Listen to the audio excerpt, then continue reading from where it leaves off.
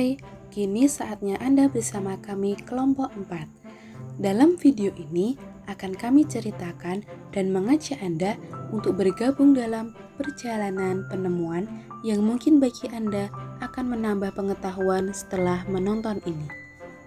Dan kami berharap Anda tidak bosan dengan penjelasan video ini. Tak lupa, kami ingatkan bahwa konten ini mengandung konten 3/4 full spoiler. Jadi, alangkah bijaknya sebelum menonton tayangan ini, Anda sudah membacanya. Karena pengalaman membaca cerita asli lebih baik daripada hanya diceritakan. Baiklah, jika sudah siap, segera benarkan posisi punggung Anda, cari posisi yang nyaman, dan selamat menyaksikan. Dalam tayangan, Anda akan diperlihatkan garis besar outline atau alur waktu yang akan kita tempuh dari tahun 1895 sampai pada tahun 1903. Perjalanan kita awali pada tahun 1895. Tahun 1895 merupakan tahun awal dari radioaktif, dimulai ketika Wilhelm Cornel Roentgen memulai dengan percobaan pemancaran sinar yang mempunyai radiasi yang tajam, yang biasa kita kenal sebagai sinar X, di mana dalam percobaan ini Roentgen memancarkan sinar X dan ditempatkan ke benda, kemudian dihamburkan ke suatu plat fotografi. Setelah kita berada di tahun 1895, kita lanjutkan perjalanan pengetahuan kita ke tahun 1896. Di tahun 1896, Henry Becquerel melakukan percobaan.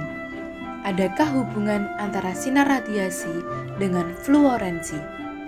Dalam percobaan ini, Henry menempatkan kristal garam yang berpendar dalam sinar ultraviolet pada pelat foto yang dibungkus dengan baik dan membiarkannya terkena sinar matahari.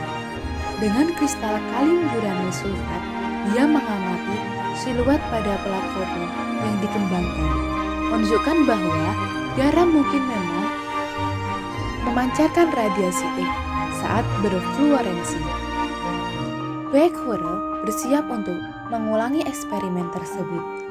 Tetapi karena cuaca mendung, dia meletakkan piring yang dibungkus dengan kristal di laci gelap. Setelah 3 hari, cuaca masih belum membaik. Jadi, dia mengembangkan beberapa lempengan, berharap hanya menemukan gambar yang sangat lemah. Yang mengherankan, siluet yang lebih berani muncul pada kesempatan ini. Becquerel menemukan bahwa radiasi baru yang dipancarkan oleh garam uranium non-fluorescent dan logam uranium memancarkan radiasi yang lebih kuat daripada garam manapun. Becquerel menemukan bahwa radiasi yang dipancarkan oleh uranium dan garamnya memiliki sifat mengubah udara menjadi konduktor listrik, suatu efek yang kemudian dijelaskan oleh Rutherford sebagai akibat ionisasi udara. Oleh karena itu, dimungkinkan untuk menggunakan elektrometer untuk mengukur intensitas radiasi. Setelah kita mengetahui apa yang dikerjakan oleh Becquerel, kita lanjutkan perjalanan kita di tahun 1898. Pada tahun ini, Marie Sklodowska-Curie atau lebih dikenal Marie Curie beserta suaminya menemukan unsur radioaktif. Curie memeriksa semua elemen yang diketahui dan menemukan bahwa selain uranium, hanya thorium yang tampak memancarkan radiasi pion. Semua senyawa dari unsur-unsur ini aktif, dan perubahan suhu tidak berpengaruh pada aktivasi. Sifat baru yang dinamakan Curie radioaktivitas tampaknya merupakan fenomena atom, karena intensitas radiasi yang dipancarkan oleh senyawa uranium ternyata sebanding dengan persentase uranium yang dikandungnya. Curie mengukur intensitas radiasi dari mineral pitchblende. Dalam percobaannya, Curie juga menemukan logam utama dalam biji-biji adalah uranium. Tetapi jumlah logam lain yang lebih kecil juga ada. Curie menemukan bahwa radioaktivitas biji-biji jauh lebih besar daripada yang dapat dijelaskan berdasarkan kandungan uraniumnya, dan dia menyimpulkan bahwa ada unsur yang tidak diketahui dan sangat radioaktif. Dia melarutkan beberapa biji-biji dalam asam dan mengendapkan setiap logam secara bergantian dan memeriksa dengan elektrometer untuk melihat apakah radioaktivitas telah keluar dari larutan. Dia menemukan bahwa radioaktivitas tinggi dikaitkan dengan fraksi bismut dan menemani unsur baru yang secara jelas hadir polonium untuk menghormati negara asalnya. Namun, spektrum endapan tidak mengandung garis-garis baru. Jadi, tampaknya polonium harus ada dalam jumlah yang sangat kecil.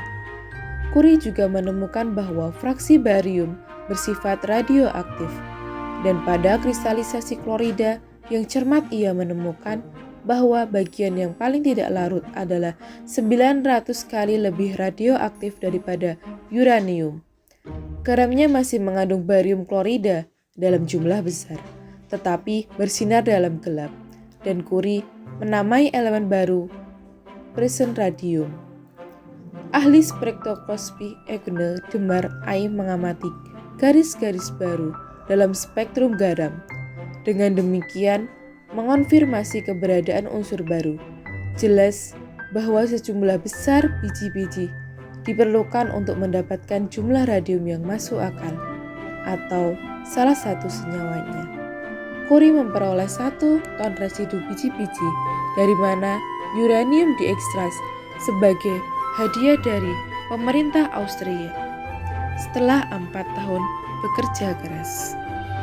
Setelah kita membahas tentang penemuan dari Marie Curie yang menjadi ilmuwan wanita pertama dalam meneliti radioaktif, kita lanjutkan perjalanan pengetahuan sejarah radioaktif oleh André de Birne. Unsur radioaktif baru yang ketiga ditemukan dalam residu biji-biji oleh André de Birne 1874 sampai dengan 1949 yang bekerja dengan Curie. Ia diendapkan dengan unsur tanah jarang, tetapi seperti polonium, ia hadir dalam jumlah yang sangat kecil, sehingga baik unsur maupun senyawanya tidak dapat diisolasi dalam bentuk murni. Unsur ini diberi aktinium. Saat Curie menyelidiki unsur radioaktif baru, yang lain mempelajari emisi dari zat radioaktif. Terkemuka di bidang ini adalah Ernest Rutherford 1871 sampai dengan 1937. Bekerja di laboratorium Cavendish di Cambridge pada tahun 1898, dia mendemonstrasikan bahwa ada 2 jenis radiasi yang disebut sinar alfa dan beta. Sinar beta sama tembusnya dengan sinar X, tetapi sebagian besar sinar alfa dihentikan oleh lembaran tipis, lembaran logam. Perjalanan diteruskan ke tahun 1899. Pada tahun 1899, kembali Becquerel menunjukkan bahwa sinar beta dapat dibelokkan dalam medan magnet ke arah yang menunjukkan bahwa mereka membawa muatan negatif. Tampaknya sinar beta sebenarnya adalah elektron, dan dengan menggunakan metode yang mirip dengan Thomson, Becquerel mengukur rasio massa atau muatannya dan memperoleh nilai yang serupa dengan yang ditemukan Thomson untuk elektron. Tampaknya perjalanan sejarah dari radioaktif akan segera selesai. Semoga Anda masih menikmatinya.